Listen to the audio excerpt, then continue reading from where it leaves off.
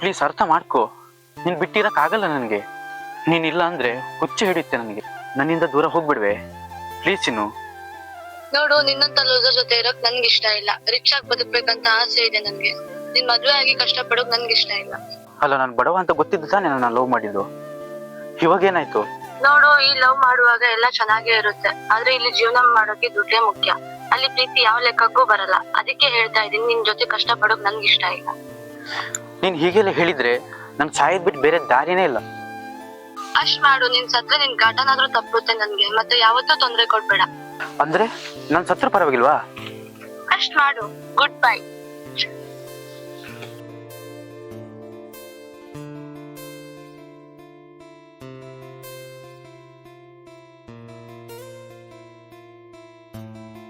ಅಂದ್ರೆ ನನ್ ಸತ್ರ ಪರವಾಗಿಲ್ವಾ? ಅಷ್ಟ್ ಮಾಡು. Good bye. ಏಮನು ಏನೋ ಮಾಡ್ತಾ ಇದೆಯಾ ಇಲ್ಲಿ? ಏನಿಲ್ಲ ಏನಿಲ್ಲ ಏನೋ ಅದು ಕೈಯಲ್ಲಿ ಹಿಂದೆ? ಏನಿಲ್ಲ ಏನಿಲ್ಲ. ಅದು ಬಿಡು, ನೀನ್ ಯಾಕಿಲ್ಲ ಬಂದಿ? ನಂದು ಬಿಟ್ಟಾಕು. ನೀನೇನ್ ಮಾಡ್ತಾ ಇದ್ದಿ ಇಲ್ಲಿ? ಏನಿಲ್ಲ. ನಿಂಗೆ ಸರಿ ಸುಳ್ಳು ಹೇಳಕ್ಕೂ ಬರಲ್ವಲ್ಲೋ. ನೀನ್ ಇಲ್ಲಿ ಏನ್ ಮಾಡ್ತಾ ಇದ್ದೆ ಅಂತ ನಾನು ನೋಡೇನಿ. ಸಾಯಂತದ್ ಏನಾಗಿದೆ ನಿಂಗೆ? ಏನು ಅಂತ ಹೇಳು. ಅವಳನ್ನ ಎಷ್ಟು ಇಷ್ಟಪಟ್ಟಿದೆ ಅಂದ್ರೆ, ಅವಳಿಲ್ಲ ಅಂದ್ರೆ ಸಾಯದ್ ಬಿಟ್ರೆ ಬೇರೆ ದಾರಿನೇ ಇಲ್ಲ ನನಗೆ. ಓಹೋ, ಲವ್ ಫೇಲ್ಯೂರು ಈಗ ಅದೆಲ್ಲ ಕಾಮನ್ ಆಗ್ಬಿಟ್ಟೈತಿ. ಸಾಯೋದರ ಸಾಯುವಂತಿ. 10 ನಿಮಿಷ ನನ್ನ ಜೊತೆಗೆ ಬಾ. ಸರ್ ಡೈಲಾಗೆಲ್ಲ ತಗೊಂಡ್ರಾ? ಓಕೆ, ಪರ್ಫೆಕ್ಟ್ ಅಲ್ಲ? Perfect sir. ಚರಣ್ ಜೂನಿಯರ್ ಆರ್ಟಿಸ್ಟಲ್ಲಿ ಬಂದಿದ್ದಾರೆ. ನೀವೇನು ಜೂನಿಯರ್ ಆರ್ಟಿಸ್ಟ್? ಆ್ಯಕ್ಟಿಂಗ್ ಎಲ್ಲ ಮಾಡ್ತೀರಾ? ಒಂದು ಅವಕಾಶ ಬಿಡಿಸ್ತೀರಿ? ಓಕೆ, ವೇಟ್ ಮಾಡಿ, ಆಮೇಲೆ ಕರಿತೀನಿ. ಚರಣ್ ಅವ್ರದ್ದು ಒಂದು ಟೇಕಪ್ ತಗೊಳ್ಳಿ. ಸರ್ ಇದನ್ನ ನೋಡ್ಕೊಳ್ಳಿ. ಇದನ್ನ ಟಾಪ್ ಆ್ಯಂಗಲಿಂದ ತೆಗಿತೀನಿ. ನೆಕ್ಸ್ಟ್ ಸೀನ್ ಏನು ಅಂತ ನಾನು ನಿಮ್ಗೆ ಆಮೇಲೆ ಎಕ್ಸ್ಪ್ಲೇನ್ ಮಾಡ್ತೀನಿ. ಚರಣ್ ಇವ್ರದ್ದು ಒಂದು ಕಂಟಿನ್ಯೂಟಿ ತಗೊಳ್ಳಿ. ಆನಂತರ ನೆಕ್ಸ್ಟ್ ಬರೋದೇನು ಅಂತ ನಾನು ಹೇಳ್ತೀನಿ. ಬನ್ರಿ ಭರತ್, ಏನು ವಿಷಯ? ನಾ ಹೇಳಿದ್ನಲ್ಲ, ನನ್ನ ಫ್ರೆಂಡ್. ಇವರೇನಾ? ಹಾಯ್ ಸರ್, ರಾಘವ್ ಸರ್ ಅಂದ್ರೆ ನೀವೇ ಅಲ್ವಾ? ಹೌದು. ಒಳ್ಳೆ ಡೈರೆಕ್ಷನ್ ಕೊಡ್ತೀರಾ ಸರ್. ನಿಮ್ಮ ಸಿನಿಮಾ ಎಲ್ಲ ನೋಡ್ತಾ ಇರ್ತೀವಿ ಸರ್. Thank you. ಅದನ್ನ ಬಿಡಿ, ನಾನು ನಿಮ್ಮ ಹತ್ರ 10 ನಿಮಿಷ ಮಾತಾಡ್ಬೇಕಲ್ಲ, ಫ್ರೀ ಇದ್ದೀರಾ? ಓಕೆ ಸರ್, ಫ್ರೀನೇ ಇದೆ. ಓಕೆ ಭರತ್, ನಾನು ಮಾತಾಡ್ತೀನಿ. ಅಡ್ಡಿಲ್ಲ, ಬರ್ತೀನಿ. ಬರ್ತೀನಿ. ನಿಮ್ಮ ಹೆಸರೇನಂದ್ರಿ? ಮನು ಅಲ್ವಾ? ನಿಮ್ಮ ಫ್ರೆಂಡ್ ನಿಮ್ಮ ಬಗ್ಗೆ ಎಲ್ಲ ಹೇಳಿದ್ದಾರೆ. ಸಾಯೋದಕ್ಕೇನೋ ಹೊರಟಿದ್ರಂತೆ. ಸಾಯುವಂಥದ್ದು ಏನ್ರಿ ಆಗಿದೆ ನಿಮಗೆ, ಅದು ಈ ಚಿಕ್ಕ ವಯಸ್ಸಲ್ಲಿ? ಏನಂತ ಹೇಳಿ ಸರ್, ನಾನು ಒಂದು ಹುಡುಗಿನ ತುಂಬಾ ಇಷ್ಟಪಟ್ಟಿದ್ದೆ. ಅವಳು ಕೂಡ ನಾನು ತುಂಬಾ ಇಷ್ಟಪಟ್ಟಿದ್ಲು.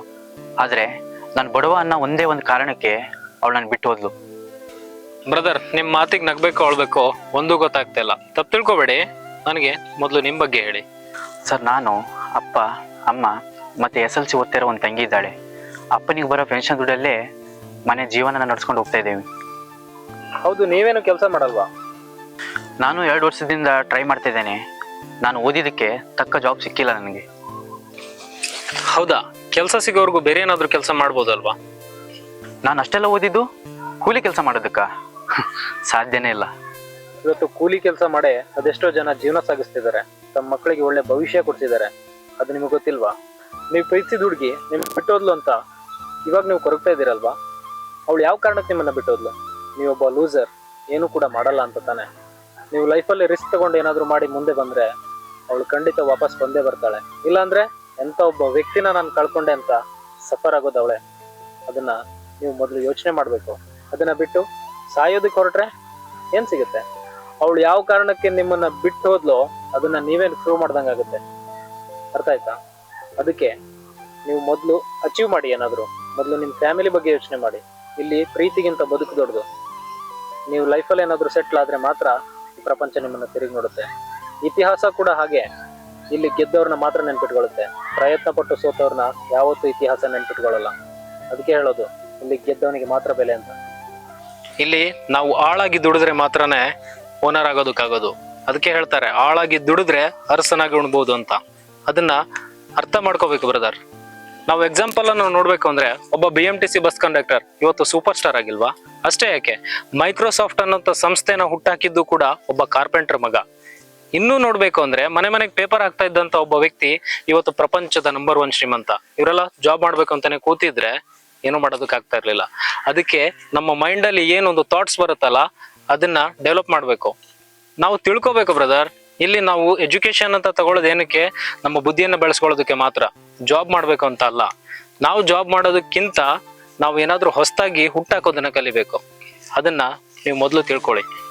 ಪ್ರತಿ ವರ್ಷ ಎಷ್ಟೋ ಲಕ್ಷಾಂತರ ವಿದ್ಯಾರ್ಥಿಗಳು ಪಾಸ್ ಆಗಿ ಹೊರಗಡೆ ಬರ್ತಾರೆ. ಅವ್ರಿಗೆಲ್ಲ ಜಾಬ್ ಸಿಗುತ್ತೆ ಅಂತ ಏನ್ ಗ್ಯಾರಂಟಿ ಇದೆ? ಪ್ರೀತಿಸಿದ ಹುಡುಗಿ ಬಿಟ್ಟು ಹೋದ್ಲು ಅಂತ ಸಾಯೋದಕ್ಕೆ ಬಂದು ನಿಂತಿದ್ದೀರಿ.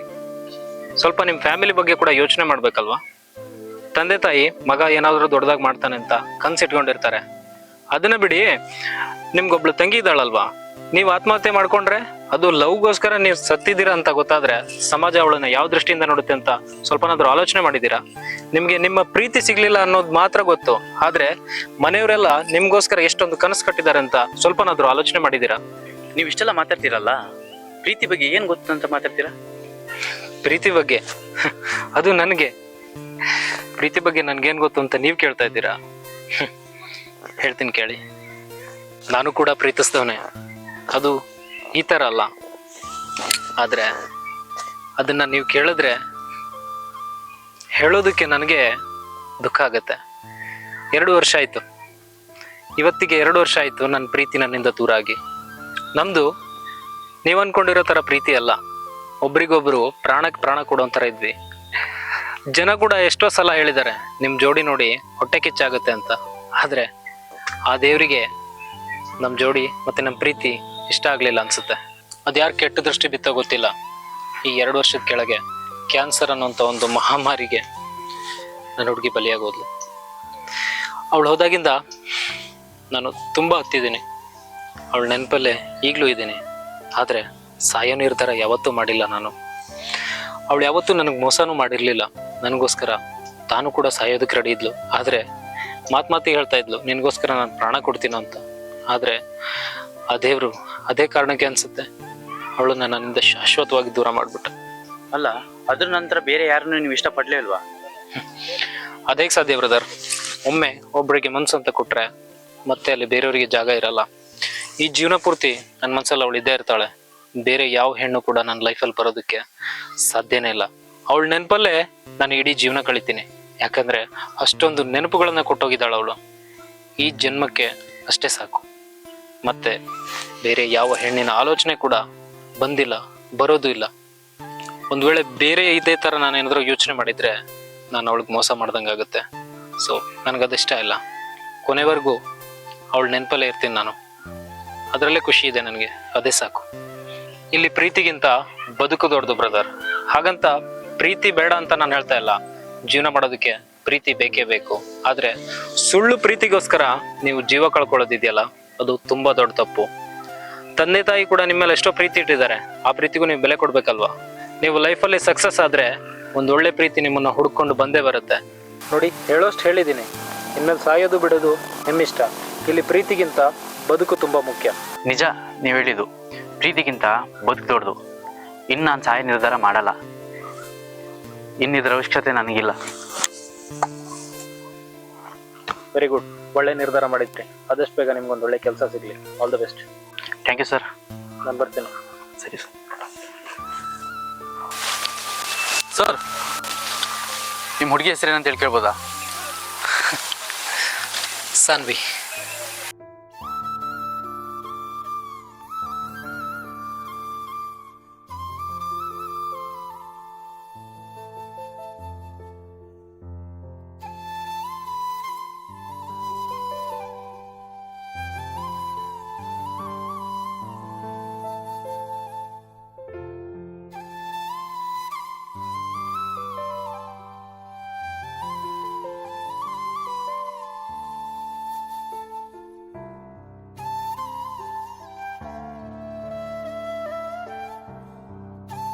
ಈ ಪ್ರೀತಿ ಎಷ್ಟು ವಿಚಿತ್ರ ಅಲ್ವಾ? ಪ್ರಾಮಾಣಿಕವಾಗಿ ಪ್ರೀತಿ ಮಾಡೋರಿಗೆ ಪ್ರೀತಿ ಯಾವತ್ತೂ ಸಿಗಲ್ಲ. ಈ ಪ್ರಪಂಚದಲ್ಲಿ ಸುಳ್ಳು ಪ್ರೀತಿಗೆ ಬೆಲೆ ಜಾಸ್ತಿ. ಒಂದು ವೇಳೆ ನಿಜವಾದ ಪ್ರೀತಿ ಏನಾದರೂ ಸಿಕ್ಕರೆ ಅದನ್ನು ಕೊನೆವರೆಗೂ ಉಳಿಸ್ಕೊಳ್ಳೋ ಅದೃಷ್ಟ ಯಾರಿಗೂ ಇರಲ್ಲ.